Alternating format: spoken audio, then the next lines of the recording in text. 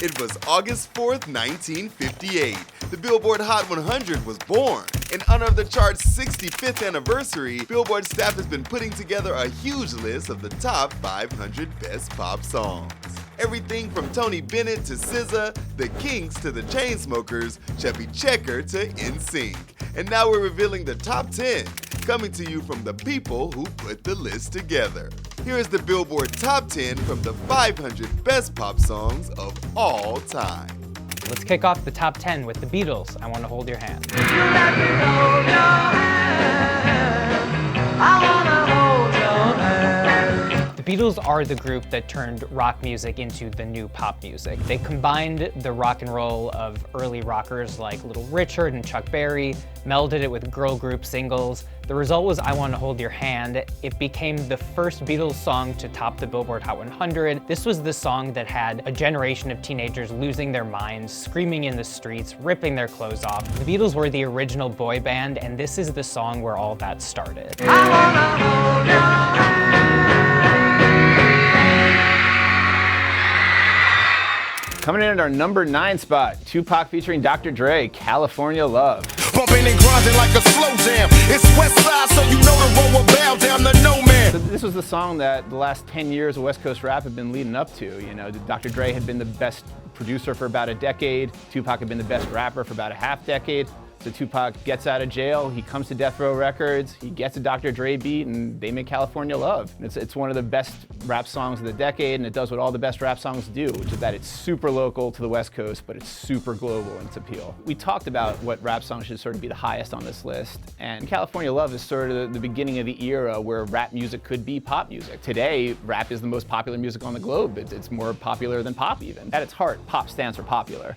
And this was the most popular music at the time, and it was a #1 hit, and it's a song that everybody still remembers. Only in Cali will we riot, not rally to live and die. In LA we wear chucks, not valleys. Yeah, that's right. Now let's move on to the song in our number 8 spot. Carly Rae Jepsen, Call Me Maybe. But here's my number, so call me maybe. During the birth of the streaming age, Call Me Maybe was an early viral video. It proliferated on the internet, it became huge over the course of weeks and months, and then radio and streaming platforms and TV and award shows all latched on.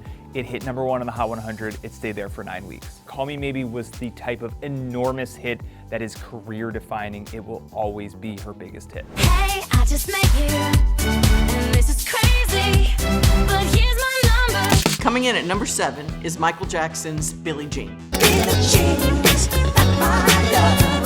When Billie Jean came out in 1983, not only was it this new sound that we had never heard from Michael Jackson, it was a new sound completely for any artist. Between his vocal delivery and Quincy Jones' impeccable, pristine production, it was a revelation. And it was also Michael Jackson talking about something he'd never talked about before. The song is about an illegitimate child, and he's saying, this child is not my kid. Yeah, that's not my son. It just set the world on fire. And then, what I really remember about it personally is on Motown's 25th anniversary television special, he performed it and he did the moonwalk on TV for the first time. It felt like the country just exploded. And then it got added to MTV and was one of the first videos by a black artist to be in heavy rotation. So it really was not only an incredible song, it was an incredible cultural moment. Then showed a photo, baby cried, his eyes were like mine. Go and dance on the floor. Now let's move on to the song that is in our number 6 spot, Madonna's Like a Prayer. Just like a prayer, your voice can take me there.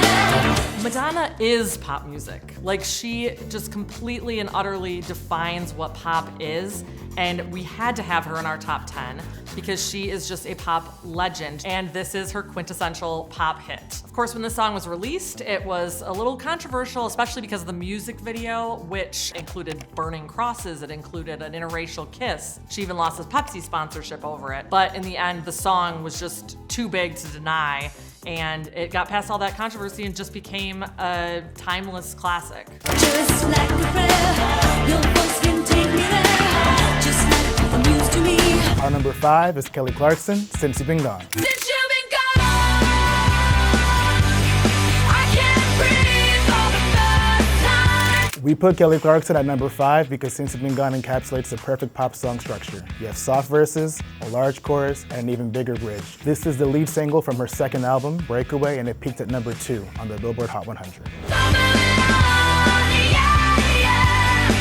Now let's move on to the song in our number 4 spot, the Backstreet Boys' I Want It That Way. I want it that way. I Want It That Way by the Backstreet Boys was peak Backstreet Boys. It's one of those perfect encapsulations of the late 90s bubblegum pop. It's a mid-tempo track, has the amazing harmonies that Backstreet Boys were known for, and of course that beautiful production from Max Martin, who we know did a lot of the really popular songs from the 1990s in the pop genre. Tell me why it ain't nothing but a thought. Tell me why. The Temptations' My Girls, number 3 on our list.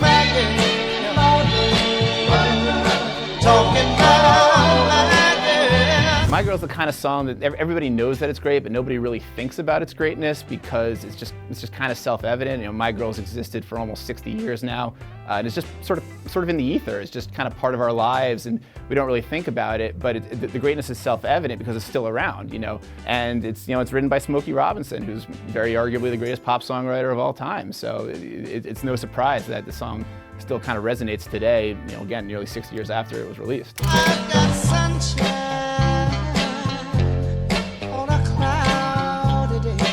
Number 2 is ABBA's Dancing Queen.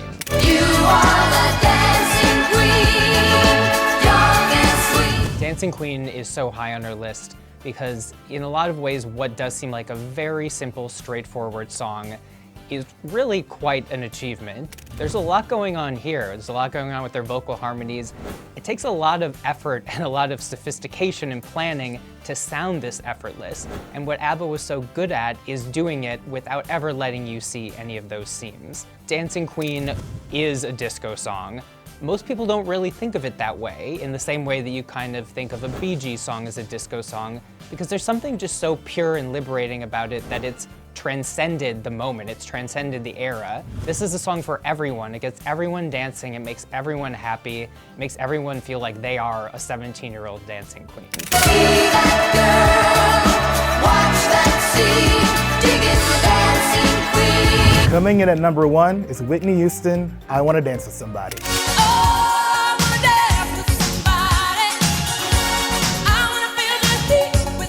Whitney Houston's I Want to Dance with Somebody is our number 1 song because it did everything a perfect pop song should do. It served the specific purpose of Whitney's career, made her more than just a balladeer and showed that she can compete with the big pop dogs, but it also transcended its era and its genre, becoming an anthem for people of all walks of life around the world.